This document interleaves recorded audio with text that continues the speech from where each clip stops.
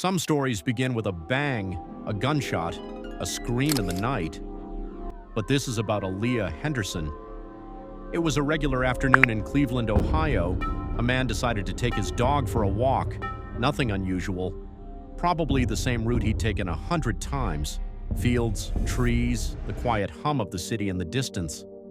But that day, his dog started acting strange, sniffing, pulling at the leash, refusing to move. The man followed his dog's nose, and that's when he saw it, a suitcase, just sitting there. In the middle of a field near Gin Academy, a public school for boys, you'd expect backpacks, maybe some trash, but a suitcase, out here? The dog wouldn't stop, so the man got closer, and then he opened it. I won't make you imagine what he saw, but I will tell you this. Within minutes, police were swarming the area.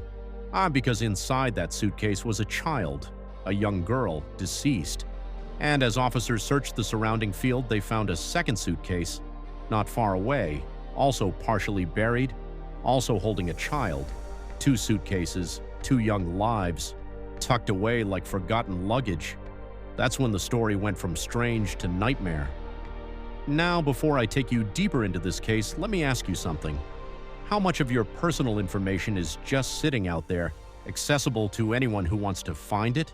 Your address, your phone number, where you live.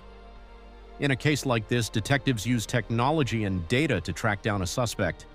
But most of us, we don't think about how easy it is for anyone to dig up our private details. That's why I use Incogni. They handle the dirty work of contacting hundreds of data brokers and forcing them to remove your info. It takes a few minutes to set up, and then you're protected. If you want to lock down your privacy the way these investigators lock down a crime scene, check the link in the description or in the comments. Okay, let's get back to the story. Here's what we know now. The victims were both girls, half-sisters. One estimated between 8.5 and 13 years old, the other between 10.5 and 14. Let that sink in for a second. The older one could have been in middle school. The younger one may be still playing with dolls. Their ages are only estimates because they had been in those suitcases for some time. The medical examiner said the bodies were not dismembered. That tiny mercy. But decomposition had already made it hard to know exactly who they were. DNA testing eventually confirmed they were related, half-sisters, so someone knew them, someone who should have noticed they were gone. But here's the part that haunts me. Cleveland police checked all missing persons reports in the area. None matched these girls. Nobody had filed a report. Nobody had said, "Hey, my daughter hasn't come home." So for however long those suitcases sat in that field, these two girls existed in a kind of invisible void. No one looking, no one asking, until a dog pulled at a leash. Now, when police find something like this, they don't sleep. Detectives started working immediately. They used technology, they chased leads, and within 24 hours, they had a search warrant for a home just a few blocks away on East 162nd Street. When they entered that home, they found something that made the case even more complicated. A child, a living, breathing child, in good health, still in the house. That child was taken into custody by social services. But here's the question that immediately surfaced.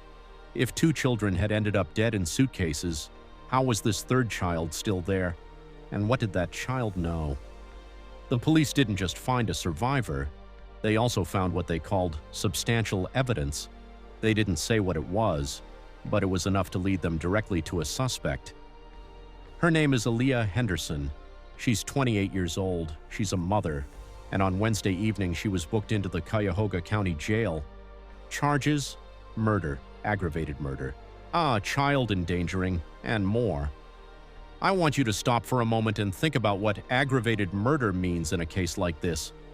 It means prosecutors believe there was something especially brutal, premeditated, or depraved about what happened. And here's the kicker. Those charges make Aaliyah Henderson eligible for the death penalty in Ohio. Now, the prosecutor's office doesn't decide that overnight. They take cases like this to a special committee. They review evidence. They decide whether seeking execution is appropriate. But the fact that they're even having that conversation tells you how serious this is. A grand jury has already indicted her. 2 attorneys have been appointed for her defense. Meanwhile, the city released police body cam video of her arrest. The I-Team had to fight for it under public records laws. The city initially said no, but eventually they released it. And while I can't show you everything that's in that video, what I can tell you is that it captures a mother being taken away in handcuffs, accused of something almost too dark to comprehend. Here's where the story becomes more than just a crime.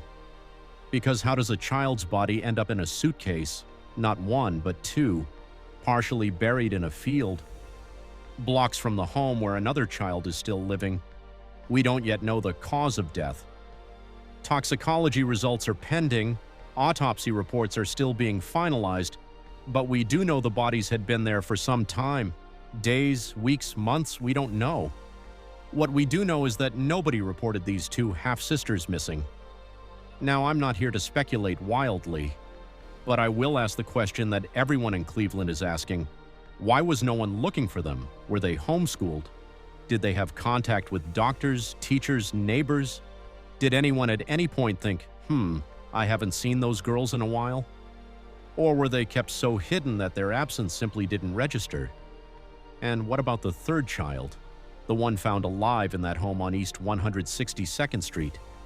Social workers filed to take custody immediately, but how long had that child been living alongside the secret of what happened to her siblings? This is the kind of case that makes you question how well we really know what goes on behind closed doors.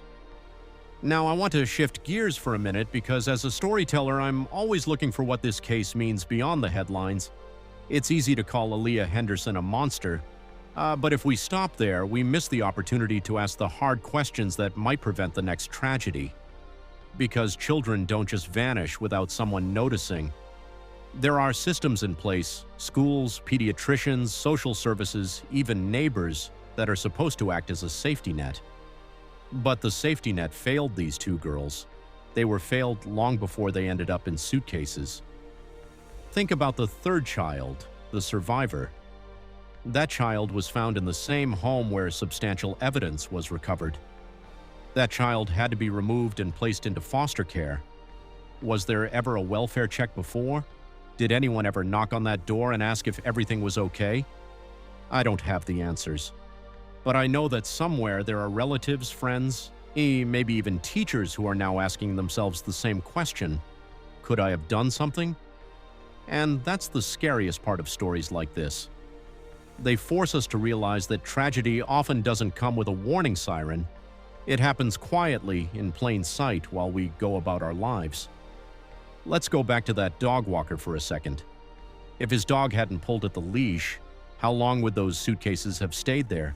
Would spring rains have washed away more evidence? Would the next person to find them have been a kid playing in the field? That man did nothing wrong. He just walked his dog. But because of him, 2 girls were given back their names, eventually, and a mother is now facing justice. It reminds me that sometimes the most important people in a case are not the detectives or the prosecutors. They're the ordinary people who notice something off and decide to act. The police are now asking residents to review home security footage from the area. Any suspicious activity, any car, any person acting strange around that field. They're expanding missing person searches to other states, working with federal partners, hoping to confirm the identities of those 2 half-sisters. But here's the thing. Even after identities are confirmed, the bigger questions will remain. How did a mother reach a point where this was the outcome? Where 2 children are dead, another is removed, and she's sitting in a cell facing the possibility of execution. Was there mental illness, substance abuse, a history of domestic violence? Or was it something else entirely, something that made her see her own children as problems to be disposed of? We may never fully understand the why, but we can make sure that the next time a child goes missing, someone somewhere files a report. That the next time a neighbor notices a family has gone quiet, they knock on the door, that we stop assuming someone else will handle it. This story doesn't have a happy ending. It may never have one. 2 young half-sisters are gone. A 3rd child is now in the system. A mother faces the rest of her life in prison or maybe death. But there's a reason I told you this story tonight, not for shock value, not to make you angry, but to remind you that the most terrifying crimes often happen not in dark alleys but in ordinary homes, on ordinary streets, just blocks away from schools and dog walkers and people who think nothing ever happens in their neighborhood. Up on the next time you see something that doesn't feel right, a house that's gone too quiet, a child you haven't seen in weeks, a suitcase in a field, don't look away. Don't assume someone else will make the call. Because sometimes the only thing standing between a tragedy and justice is a person who decides to pay attention.